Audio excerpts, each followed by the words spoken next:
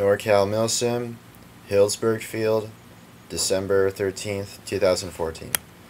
This is the operation order for NATO for the Battle of the Healdsburg Supply Route.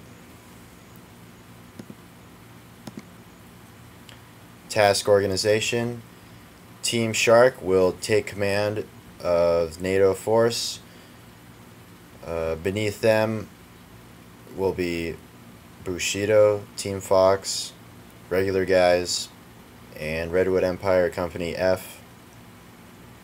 Beneath them will be NATO conscripts. These are the guys that haven't played with us before, that aren't affiliated with the team, and it is they will be led, they will be taken under the wing of these four teams to instill them in the task organization. Situation: Russian front line in North Caucasus region, NATO supply route in Healdsburg. Uzbekistan has entered the Russian-NATO conflict. Enemy forces: Russian MVD Vityaz, Uzbek militia, and Russian naval infantry. These forces have been seen in the Healdsburg AO, and these are the forces that we'll be fighting against. Enemy chemical weapon assets. Russian forces have become desperate and are now using mustard gas and other agents to delay the movement of NATO forces through the Northern Caucasus region. And these nerve agents are so powerful that when a troop is caught in the gas cloud, they are dead, and they'll have to go through the medic and respawn procedures. Mission: NATO Regimental Task Force conducts conventional warfare at 1000 December 13th, 2014 at 3401 Wallace Creek Road, Healdsburg, to maintain NATO supply route using squad-based battle tactics. Execution: my intent is to fight hard, have fun, that's why we're here, and to execute coordinated battle tactics, instill acting and dressing the part in the hearts and minds of NATO probies and concurrent players that have been with us for a while. And also grow the Milsim community, make everyone feel welcome, and keep players coming back. Coordinating instructions: be sure to print out a map so that you can plot objectives, and it'll be handy for you to use when you're out on the field. Also, be sure to go over the rules and watch the instructional video on engagement distances and whatnot. And also print out a waiver, filled out and ready to go, so that when you show up to the game, you already know the rules and you've already watched this video explaining the mission details, and you have a waiver ready to go, so you can show up, sign in, and then you can just go right into prepping your gear and inserting into the field. Concept of the operation: the mission of the day will be broken up into phases. Phase 0 will be parking doing a pre-combat check and doing a quick brief, make sure everyone's on the same page, and after that we'll be inserting into the field. Time frame is 0900 to 9:30.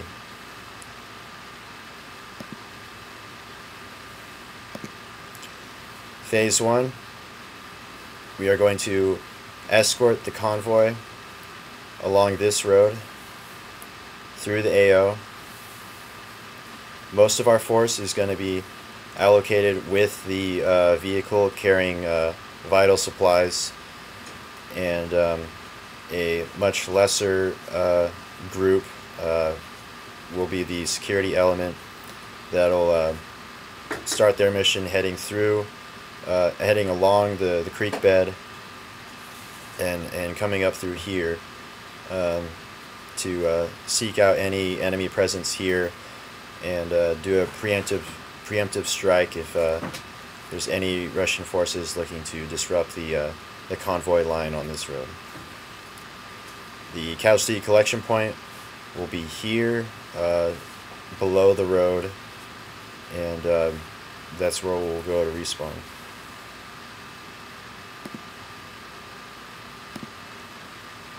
Phase 2, once we have escorted the convoy through the south AO, we are going to be tasked with assaulting an enemy compound in the north AO before the convoy can continue on. So where the vehicle will be is where the casualty collection point will be, and the way we'll do this is we will break up into two groups. One will be the support by fire element, and then one will be the assault element. The support team will be situated on the road looking down into the compound, and where the road is, it has a clear sector of fire into the compound, and that'll give support for the assault element to initiate fire and push through the enemy defensive perimeter and take the compound. Once the assault element has begun their assault and has reached the support element's sector of fire, they will yell "shift fire." The support group will move their fire away from friendly forces in the assault group, and take the compound. And as I said, the vehicle will stay here where the CCP is. Time frame for this will be 11:30 to 12:30.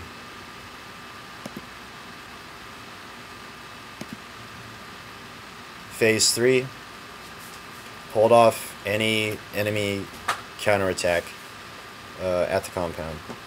There's a communications tower relaying info from Russian Central Command to the Uzbek and Russian forces in the AO, and we need to protect the demolition of the radio tower, because that will take time, and during then we are going to have a defensive perimeter set up around the compound and hold off any counterattack. The casualty collection point will be in the middle of the compound, and when the defensive perimeter is breached by the enemy force, then that casualty collection point will be inactive, and dead participants will not be able to respawn. It'll be up to the players that are still alive to push back that penetration and gain back that defensive perimeter so that the CCP can become active again, and dead players can return to respawning at the casualty collection point. Time frame for this be 12:30 to 13:30. Phase 3.5. We're going to take a half-hour break. We're going to reconsolidate, reorganize, take a breather, drink water, eat food, and we will reconsolidate at the vehicle and the CCP right here. During this time, we will send a 2 to 3 man recon team that we will send west into, or east, sorry, into this region of the AO, uphill, and scout out any avenues of approach more uphill in the northern AO.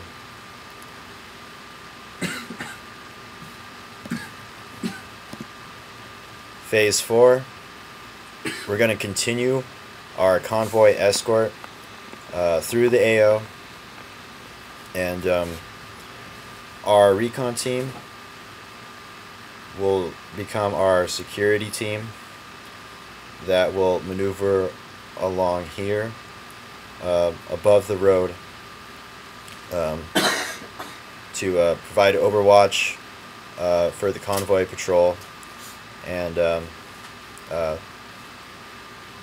scout out any enemy ambush line that may be being set up here, and do a preemptive strike before they strike the convoy.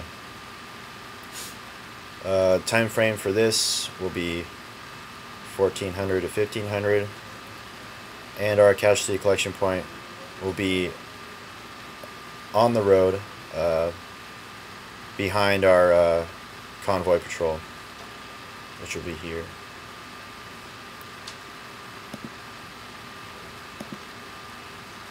And phase 5, we are going to assault the enemy patrol base.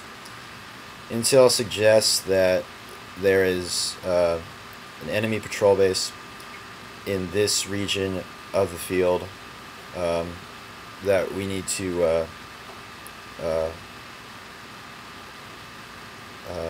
take over to secure the last push of the convoy to the final end of the supply route before I can enter into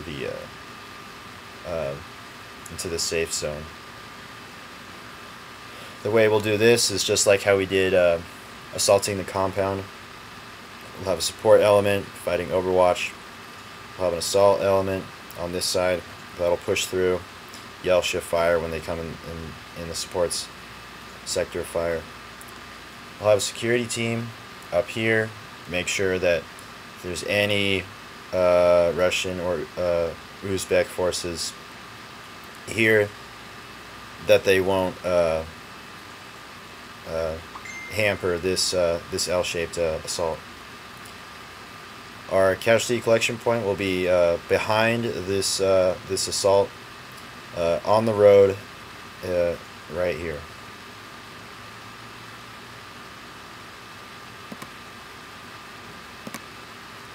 Phase 6. Once we've conducted our assault on the enemy patrol base, we will move back down the road here, and we'll do an after action report. We'll go over what went well, what didn't, what we can do better, what you guys want to see more of or less of, and then we'll do a photo op.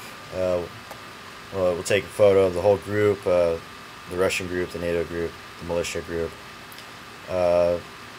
And other things like we'll stage a medevac photo, and any other things we can think of.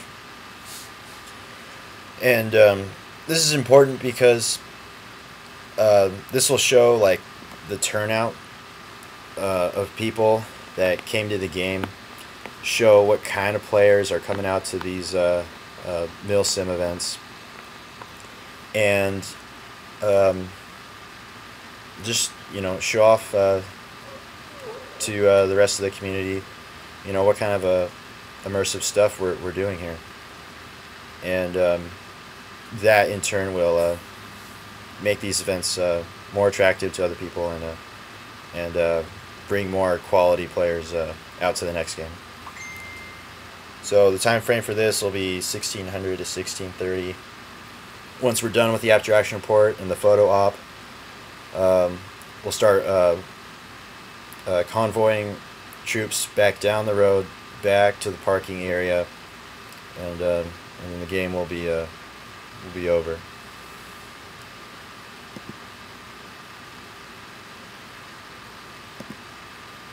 Service support. Transportation will be my vehicle. My team likes to call it the Divide Mobile, but that'll be the vehicle that is carrying the vital supplies that needs to be protected as it moves through the field. And the vehicle will also be where our supplies will be held. This is where our medic water bottles will be, and our ammo resupply, as well as anything else that players need to bring with them, like their day pack or whatever. And one quick note about the ammo resupply. At the end of each phase of the mission is when players will be able to reload their magazines, and so what that does is it gives each player only, you know, a limited amount of ammunition for each phase, so they have to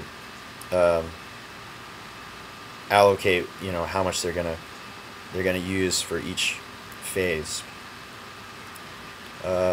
Medical procedures. I have medical procedures described here in this photo. Everyone's going to carry a white bandage in their IFAK, and medics are going to carry 6 to 7 water bottles in their packs. When a player gets hit, they fall to the ground, they do a fake death, and they wait 5 minutes. One of three things could happen. Either a medic will come to them first, they'll treat them by giving them a water bottle, and then the player will drink that water, and then once he's done, he will be back in the fight, and he will respawn back to this stage where if he gets hit again, it would put him back at this first hit where he would have been already, and he would be back to these three options. Second thing that could happen is a medic couldn't get to the casualty, and a buddy comes to treat the casualty instead. Anyone can do this. Anyone can tie the player's bandage on one of their limbs. Once this happens, then the player is alive and he's back in the fight. But the second time he gets hit, he does another fake death, and then he's dead. Then he'll have to walk back to the casualty collection point in order to respawn. On a player's first hit, if it's been after 5 minutes, then he's bled out and he's considered dead, and he'll have to walk back to the CCP to get respawned. Once a player has respawned at the CCP, then they are alive, and they go back to this stage where how they were at the beginning, where if they get hit, then they go back to having just their first hit, and one of these three things could happen again.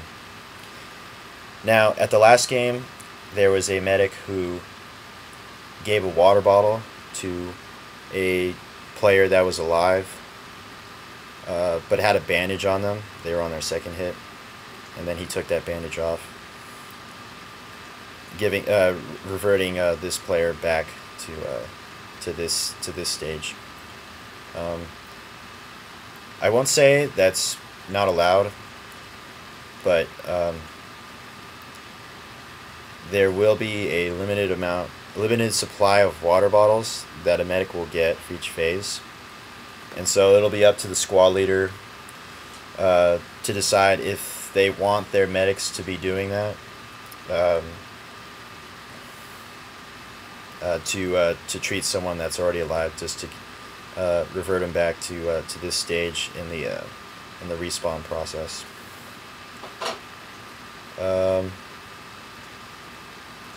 A NATO or American flag will designate the casualty collection point for each phase of the operation.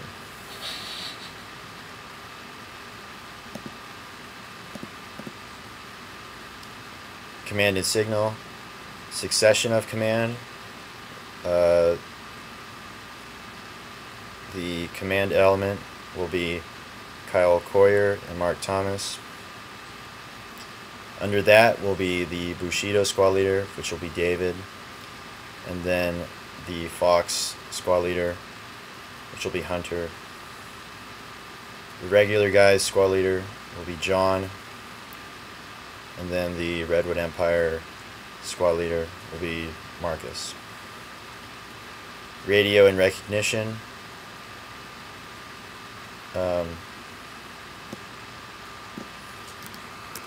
NATO radio channel will be 8, and if that radio channel gets compromised, then we will go to channel 9. Challenge password will be Matt, and then the response to that for the player being challenged will be Damon. If that gets compromised, then we will go to a number combination, which will be 10. So if a player calls out 7, then the player being challenged will call out 3 to make a sum of 10, and then that guy will know, okay, that's a friendly right there. And running password will be shampoo. This is for a friendly player that's running towards a friendly force that does not have time for a challenge password because he's being suppressed by enemy fire, and what he'll call out is shampoo.